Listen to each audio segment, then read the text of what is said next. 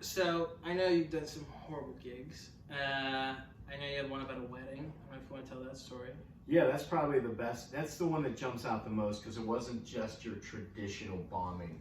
There were so many different levels. Because there's so many times that we bomb. Yeah. We're like, well, that's just another one for the books. Yeah, for sure. Like you know ahead of time. Like you walk into the place, you're like, okay, this isn't gonna go well. Like there's rough. no lights, there's no microphone. People. Yeah, right.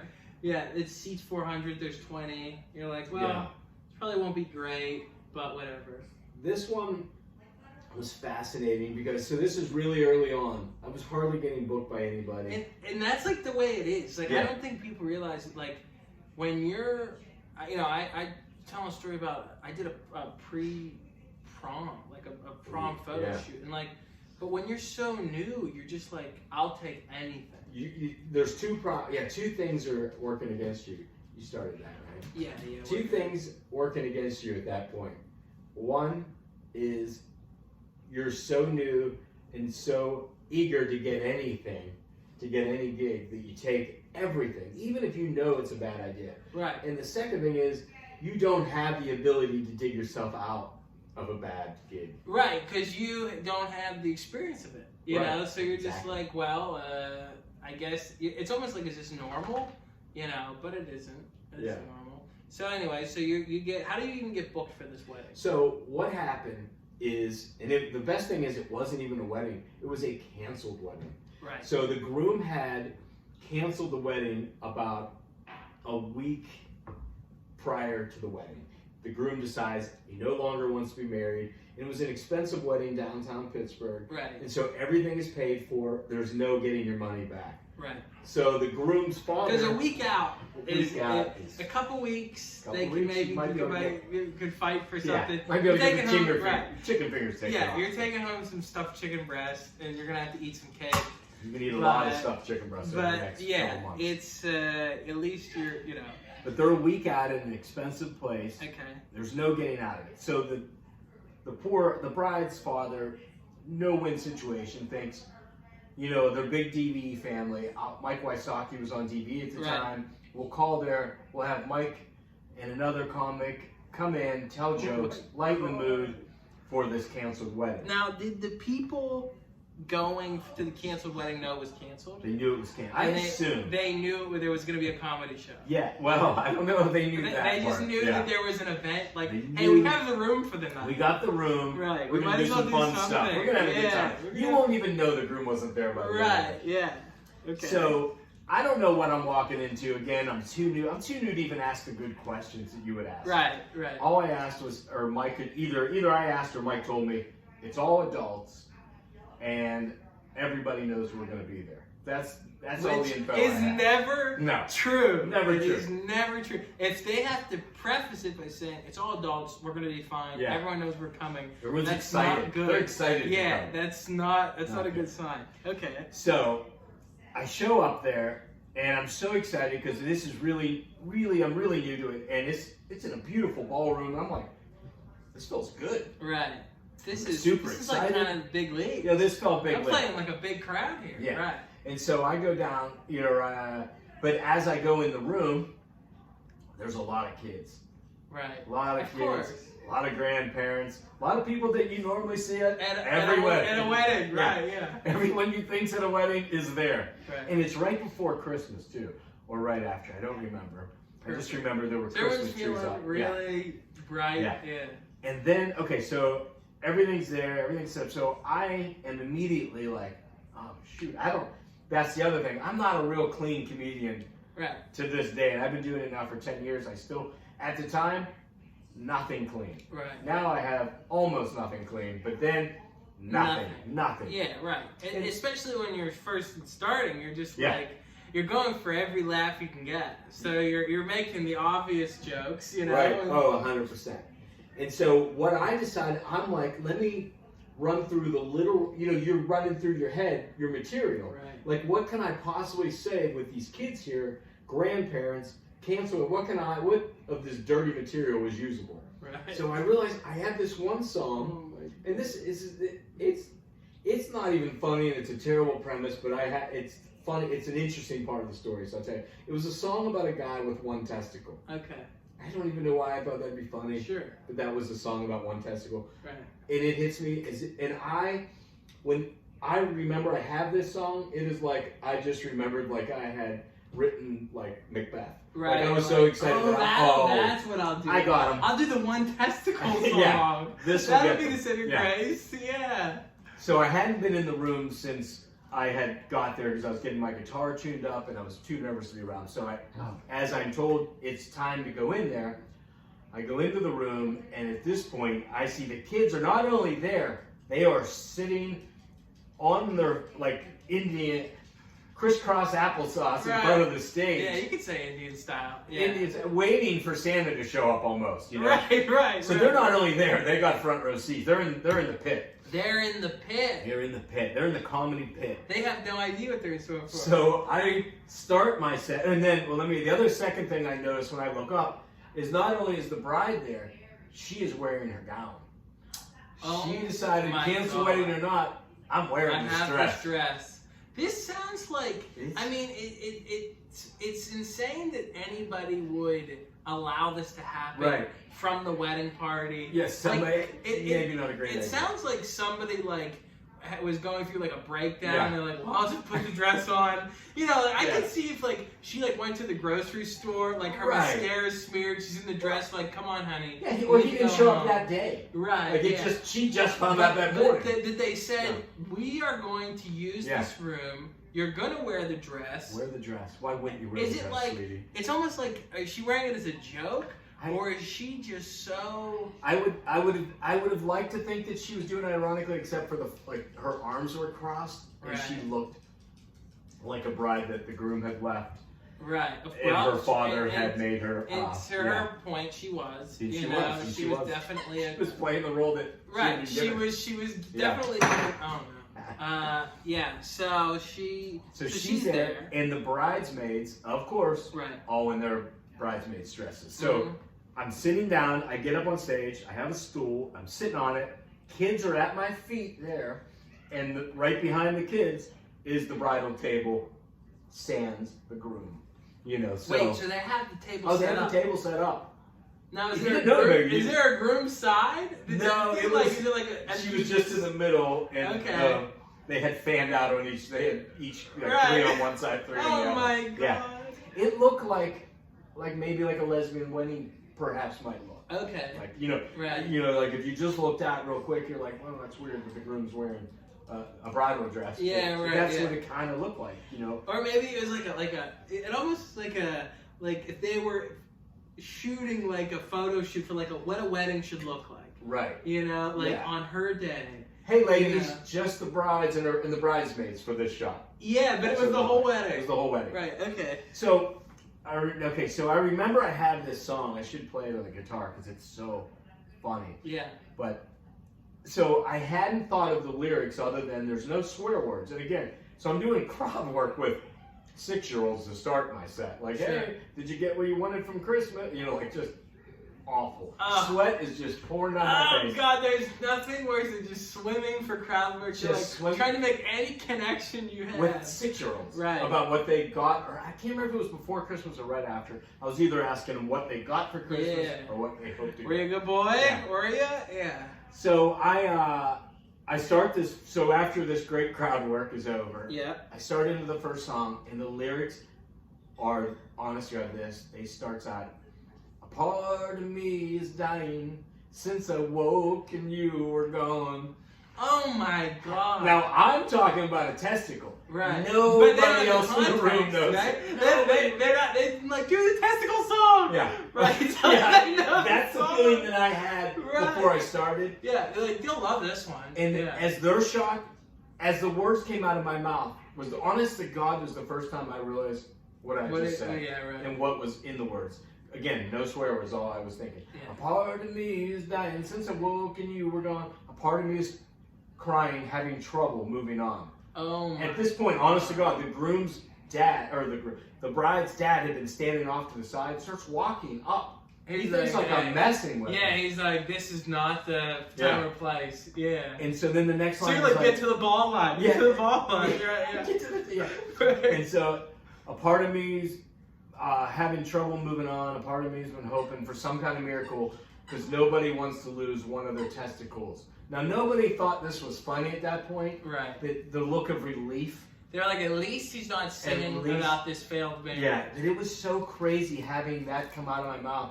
And just, the room just like, was like, this just got worse than, we didn't think it could get worse. It just got, we hit a lower point than we thought we could hit. To hit a lower point than a failed wedding that still has to go on, probably for cost reasons. Yeah. Like, you never want to have to go to a wedding because, well, we spent the money.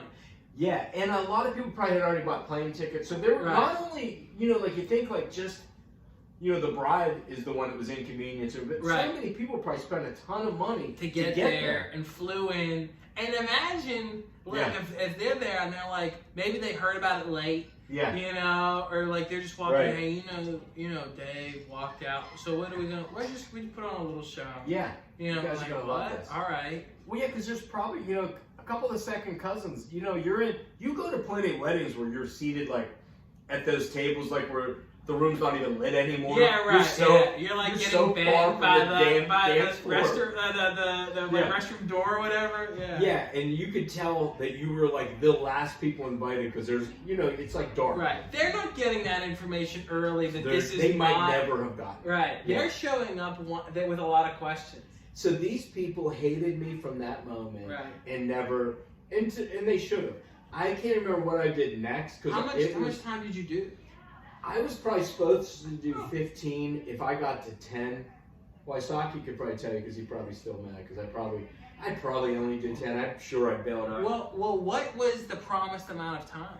I think we had to do combined probably 30, 40 minutes. No. And Mike, to his credit, did much better.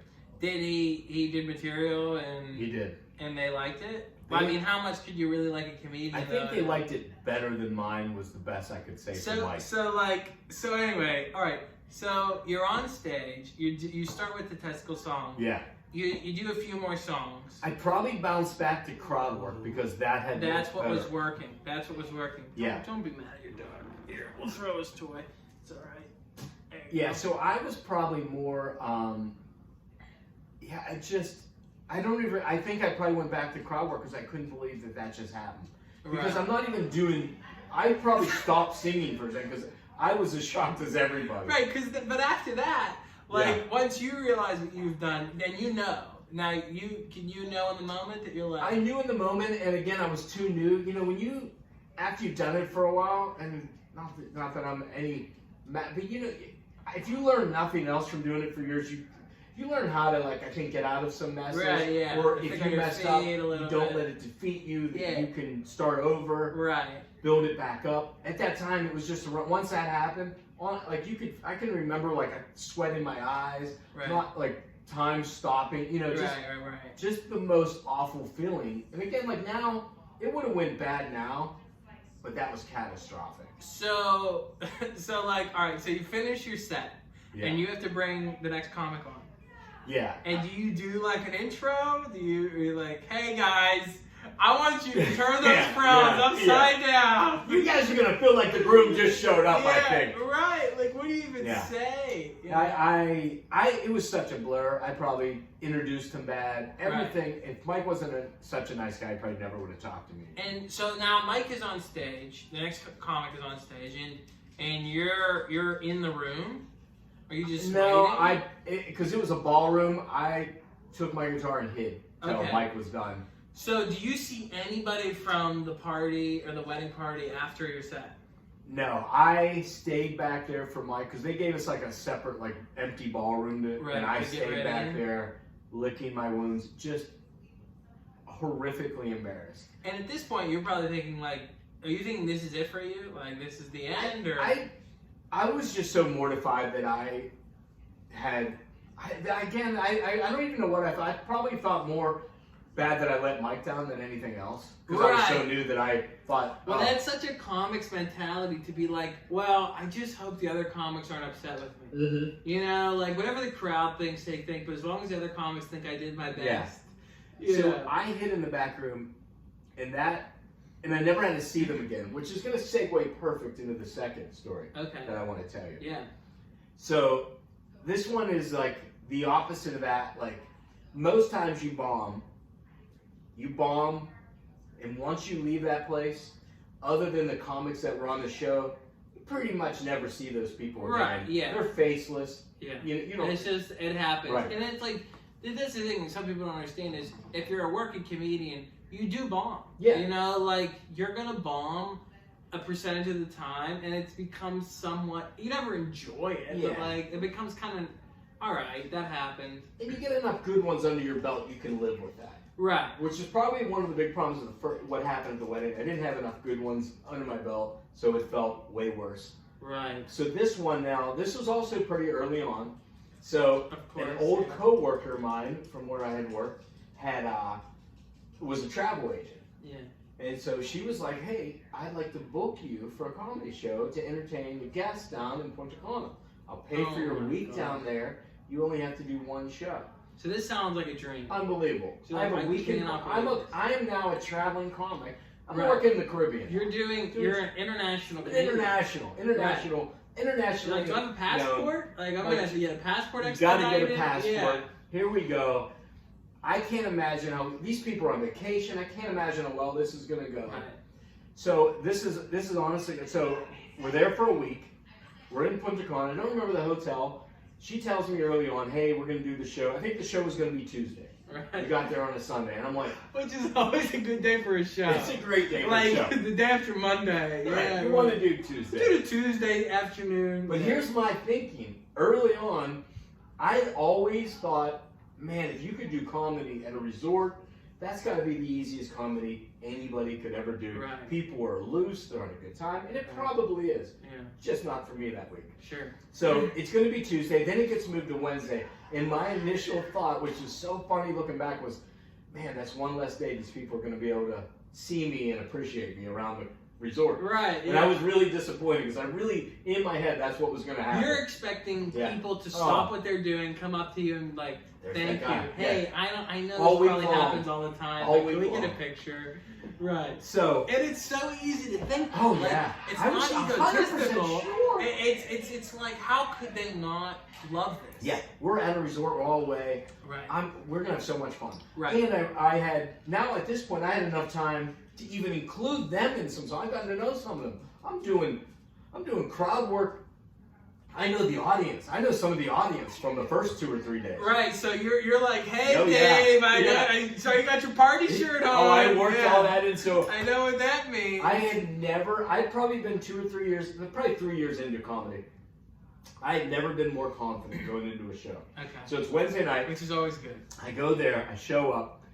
First problem comes up. Hey, they don't have a mic stand. Is that going to be a problem? Well, I play guitar. That's going to be it's going to be an enormous problem. It's actually kind of the biggest problem. Short of not having the guitar, this would be the biggest problem I could have. So now there's no mic stand. So now Kendall, my wife, is now going to hold the microphone in front of my mouth. Right. So now I have a human being next to me. Right. Yeah. Holding the microphone. Yeah. Right. And I'm like, okay, this is going to go so well. I'll be able to use that into the crowd work. Yeah, they're gonna love it because you're just like, it's so funny, it's so loose. It's so good. I'm such a good comic that I'll work it in. So they put me in this spot in this room, and again, I'm too early to know that them eating dinner at the time was gonna hurt because you're like, well, they do dinner at improvs and stuff. Well, I didn't know. It's a buffet, and the buffet is behind me. Oh my god. So I'm performing like in the front part of the room. This is on video too, so I'm standing now. So I'm performing in the front part of the room. The food is behind me. Right. And people are walking by me as I'm doing a set where someone's holding a microphone. And like they give it like they're walking by like, I didn't even know you're like, that was for us? You know, like people aren't even paying attention. Right. There's a table full of guys who aren't even turned around at all. Like no one to say that I don't even know if it's considered bombing if no one's even listening. Is it even a gig? I honest to God think they thought I was playing like James Taylor songs at dinner. They're like, did you just play Sweet Baby James? Yeah. I think, they were, that would have been more positive. So not only was I bombing, nobody was even, I wasn't even not getting laughs or wasn't even getting. It's like more painful. It's almost like you'd rather have a room full of silent listeners than people just ignoring. I would have killed for a groan. Right, yeah. Like someone to heckle you. You're like, come on, anybody. It went so bad. And like we were talking about before it, the best part about bombing now, like after you've done it for a while, is calling the comic, if you know him on the show, and be like, that was bad. Or maybe, if you both did bad or whatever.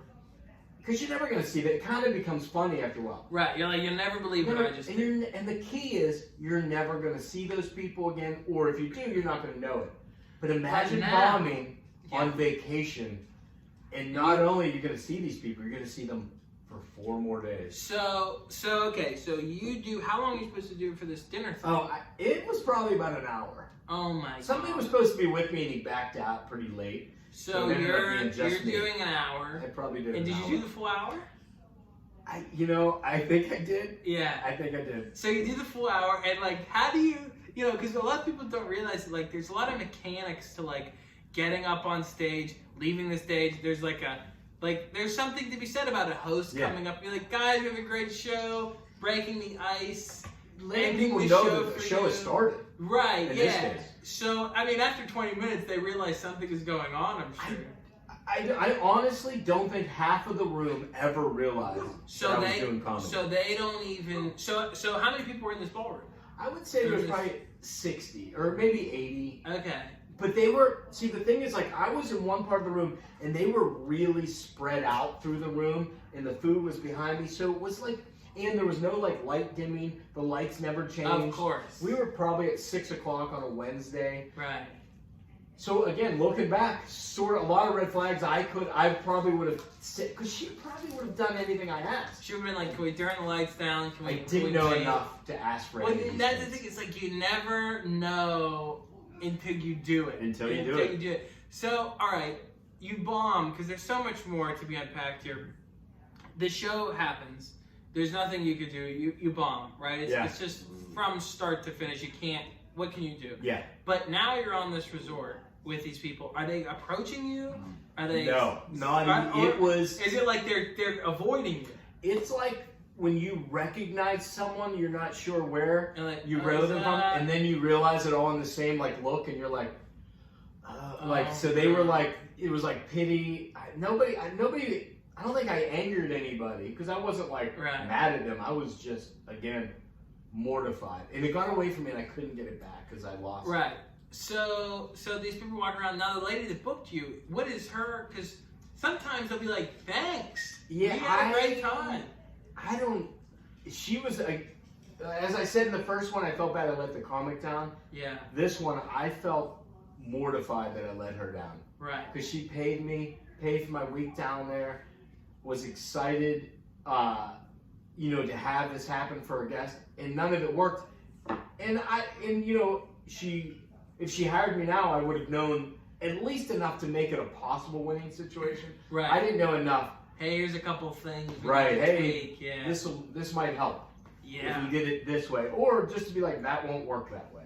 Right. But I wrote it out. It's one of those things that it's like. Do you ever get to the point where you could just say no? Like, if the gig is so good, you're almost just willing to do it. Because, it's hard to even, when you hear, we'll bring you to a resort, you get to spend the week, we'll pay you, we're going to, you're footing nothing. What could go wrong? Right, what could go wrong? Like, even if the gig isn't great, it's still going to be, and you're also relying on yourself as a comedian. Yeah. You're like, I'm still good enough to survive this, no problem. That was the most disheartening, because, I knew the canceled wedding. Once I looked at the room, I knew, a lot of that wasn't my fault, obviously. Right. The second one felt like it was, because, again, looking back, I let all the things happen that could have went wrong. I could have changed me being in front of the buffet. I could have got a mic stand. So, are people, they're walking behind you to get food. Oh yeah. And Give me like a head nod, like. It's almost like you're like playing a piano in an airport. Yeah. It's just like someone making noise. And people are walking right at you. Like some of them, because of where they're situated in the room, if they were to the back right, they gotta like walk right towards Now, you. are you doing crowd work? I was too. It got away from me so fast that So I lost confidence in the first 30 seconds. So I was afraid. I almost let it become a James. If I knew James Taylor, I would have started singing James Taylor. Well, I'm just curious, like, if you're doing a half hour, what are you filling time with? Like, are you just doing every song? I'm putting my head down almost and doing songs. Right. To fill time. You're just going into the next one. Yeah. There's no like, what'd you think about that? Right. Yeah. I'm one of those bands that doesn't even say, Pittsburgh, how we doing? The only funny thing is, I think at halfway point, I did the song that included everybody in it, and that actually got them interested, which felt great. Right. Until they lost interest the second it was over. Because your songs are interactive. Like, they involve people singing or responding or coming on stage. None of that, So you're just doing them bare bones. You're doing them VH1 acoustic. Yeah. Which is, I would have loved to have seen that. It's funny even like retelling some of them, like these stories, because you can, even though that one happened probably 7-8 years ago, I still can feel the pain, like the embarrassment. It doesn't leave you. Yeah. If I had been by myself, it would have been bad, but not as bad. The fact that like Kendall was there, her sister went down, like 3 other people I knew are there to see it. Were embarrassed for me, embarrassed they knew me. Oh my god. So wait. Oh, they were definitely embarrassed they were with me. So wait, did Kendall stand on stage the whole time? Oh yeah, she had to hold them. And did she sit, or did she? She stood and held the microphone. Her arm never got tired? It probably did. I don't know. But for the sake of the show. Yeah, and I probably acknowledged that she was holding it early on, and then I'm telling you, like people weren't even turning around. Right. Like half of the room was sitting. They were round tables. And they were eating with their back to me. Right, they're just like, they're cutting like filet and like shrimp and, you know. There were some people that probably were, if you asked them the other trip if a comedian had been there, they would have been like, what? No, what night? Yeah. Like, it was bad. And again, it's so funny now for me to think like if we were at a show and bombed and then you're like, hey, we're going to go home with all of these people for the next 4 days. That's what it felt like. Everywhere we went. That's the thing. It's like, if you don't understand it, it's like, imagine doing something bad at work. Like, imagine spilling coffee all over yourself. Right. You know, and you have to spend the rest of the day in coffee-covered clothes. But then you bring all the people in your office back to your house. Right. You guys you don't even know them. Right. There's that guy. So when you come off stage, you obviously realize that this is... There was not even a stage. I was on flat ground. With the same level as the same level as everybody else.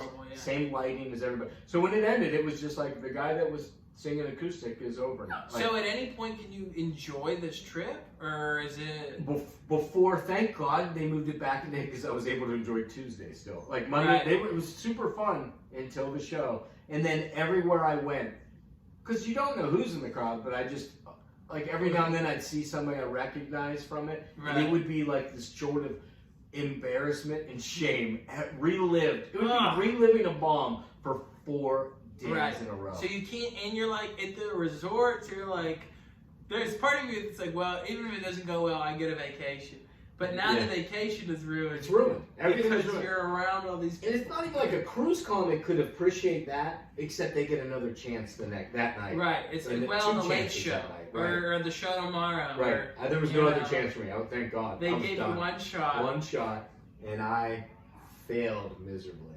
Oh my God. That is so brutal. So when you went home, I mean, like, when did you leave your resort? I think we probably had, it was like a Saturday to Saturday, so we were at the halfway point, still had Thursday, Friday, Wednesday night, and then all day Thursday, and all day Friday. And I kept coming up with ideas like, I remember me and Kendall walked down the beach. I remember me and Kendall, we were in Punta Cana, and we walked down the beach, and I saw some people. I'm like, hey, I'd be like, why don't we walk? We'd walk like miles down the beach, and I would always act like, oh, let's just walk down the beach, I didn't want to be on a resort anymore. So embarrassing. You're the only person at the resort like checking prices at like a Motel 6 or whatever. Like this motel or this resort isn't nice. We should pick another one and pay double. Oh my god! So when you leave, I mean, also though, the people that you came with, like Kendall, your wife, is she having a good time? Is she able to enjoy herself? They definitely were trying to, like trying when you bomb, they're like, it wasn't that bad. They didn't really do that even. But they were like, oh, they don't. Everyone's still having fun. They're on vacation. It was like, hey, you didn't ruin their whole trip. Yeah, it was that. Right. Nobody was saying it wasn't that bad. It was that bad. Nobody said that. Because it's always bad to like when you come off and it didn't go well, and they're like, well, I liked it. Yeah. That was good. They had some good stuff. There were some good moments. I thought there were some good moments. None of that. Again, the wedding was only like 10 minutes. Right. This was a full hour of a plus a week. It was a full hour plus 3.5 more days of intensify. It wasn't like 3.5 more days. It was 3 more days of living with the people you bombed for. Oh my god. Yeah, wow, it was bad. That's horrible. Mike, thanks for doing this. Appreciate it. Thanks for having me. Yeah. I'll try to keep bombing if you want. Keep bombing. It happens. It always happens. No matter what, it will happen forever. Comedians will always bomb, and they'll take these horrible hell gigs. So where can people find you? I'm on Instagram at MG Travers. Yeah, and follow Mike on Instagram. Puts up a lot of funny videos. He does a lot of cool stuff with his family and his wife. And he's a great comic. Appreciate you coming on. Hey, thanks for having me. Yeah, thanks, buddy. All right.